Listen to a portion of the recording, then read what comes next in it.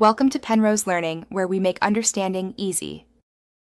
In this video, I will explain how to change headlights on a Nissan Titan. First, gather your tools, including a screwdriver and the correct replacement bulbs.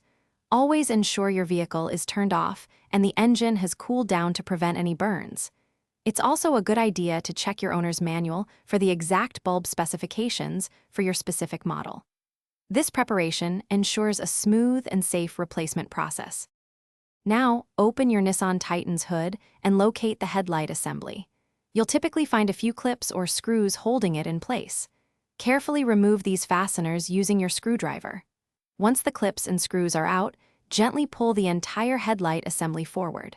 This action creates enough clearance to access the bulbs from behind, making the next steps much easier to perform.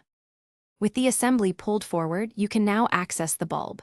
First, disconnect the electrical connector by pressing its tab and pulling it off. Next, depending on your model, twist or unclip the old bulb to remove it from its housing. When inserting the new bulb, avoid touching the glass with your bare hands, as oils can reduce its lifespan. Handle it by the base only. Finally, reassemble everything in reverse order.